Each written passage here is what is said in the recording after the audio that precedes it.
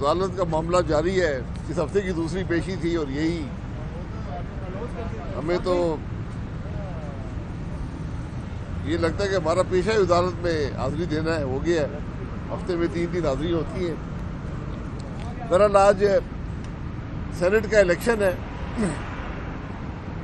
اور الیکشن میں ووٹر اور کینڈیڈیٹ دونوں کے معاملات جو ہیں وہ کافی مشکوک ہیں.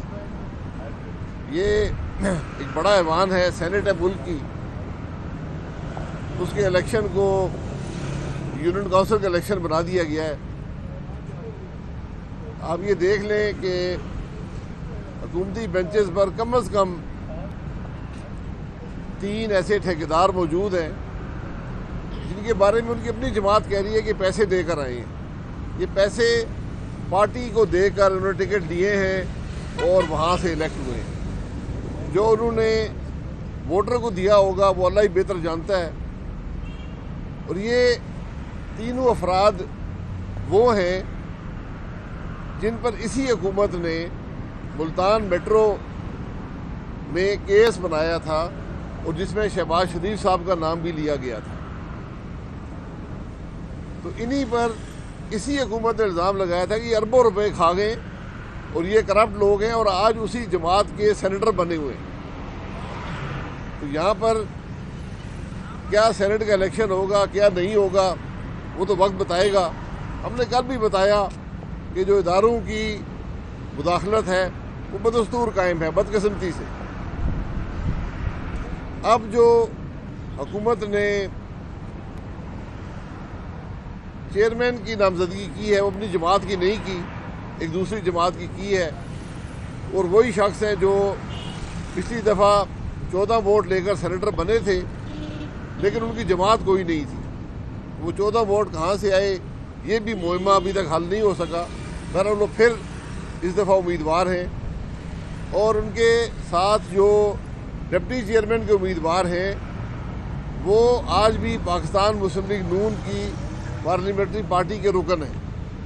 الیکشن کمیشن میں ریکارڈ میں موجود ہے کہ انہوں نے 2018 میں آزاد منتخب ہو کر پاکستان مسلم لیگ نون اور پاکستان مسلم لیگ نون کی سینٹ میں پارلیمنٹری پارٹی کو جوائن کیا. اور یہ معاملہ الیکشن کمیشن کے اپنے ریکارڈ میں بھی موجود ہے. تو یہ آج کیفیت ہے ملک کے سینٹ کے الیکشن کی. بہرحال یہ تماشا بھی دیکھتے ہیں. ہم نے ماضی میں بہت سے تماشے دیکھے ہیں, آج یہ تماشا بھی دیکھ لیں گے. لیکن بنیادی بات یہ ہے کہ سارے مسئلے سے نقصان جو ہے وہ ملک کا ہو رہا ہے. یقیناً چیئرمین صاحب کو بھی فائدہ ہوتا ہوگا, ڈپٹی چیئرمین کو بھی ہوتا ہوگا, عمران خان صاحب بھی اربوں روپے لے چکے ہیں ان سینیٹر سے. لیکن نقصان جو ملک کا ہو رہا ہے, بدنام سیاست ہو رہی ہے اور عوام کا اعتماد ان اداروں پہ اٹھتا جا رہا ہے. یہ آج کی بنیادی حقیقت ہے. سر ایک بات بتائیے گا, آپ نے کہا کہ آج تماشا دیکھیں, ابھی تو الیکشن ہونا ہے, ہو سکتا ہے آپ کے جو پی ڈی ایم کے ہیں گیلانی صاحب وہی منتخب ہو جائیں. آپ کو پہلے کیوں لگتا ہے کہ بہت زیادہ مداخلت ہے اور جو شکست کیوں نظر آ رہی ہے آپ کو کہ آپ اس طرح کی باتیں پہلے کہہ رہے ہیں؟ میں کسی کے بارے میں الیکشن کے بارے میں بات نہیں کر رہا ہوں.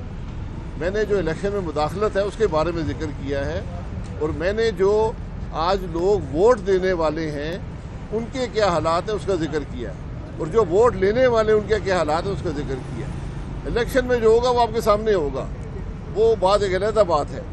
لیکن آج اتنے بڑے ایوان کا اس طرح سے تضحیق کرنا یہ بات مناسب نہیں ہے. کیا چیئرمین سینٹ کے الیکشن کے بعد پی ڈی ایم کی کوئی مارک میں فرق آ رہا ہے؟ نہیں, کوئی فرق نہیں. مارچ جو ہے وہ 26 تاریخ کو شروع ہوگی اور 30 تاریخ کو انشاءاللہ یہاں پر لانگ مارچ. چیئرمین سینٹ کے الیکشن میں لگ رہا ہے کہ پی پی ون کر گئی, نون بیک پہ چلی گئی. آپ کو محسوس ہو رہا ہے؟ نہیں, یہ محسوس نہیں ہوتا. ایک ہی جماعت کا آدمی لڑتا ہے اپوزیشن سے. تو ہم نے ایک بہتر امیدوار کو پٹ کیا ہے جو ووٹ لے سکتے ہیں. تو اس میں کوئی جماعت نہ آگے جاتی ہے نہ پیچھے جاتی ہے.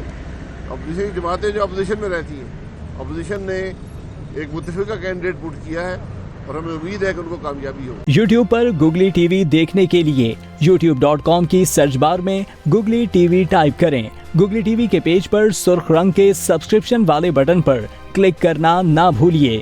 YouTube پر اپلوڈ ہونے والی ویڈیو سے باخبر رہنے کے لیے بیل آئیکن پر کلک کیجیے. آپ کو ہر نئی آنے والی ویڈیو کے بارے میں نوٹیفیکیشن موصول ہو جائے گا.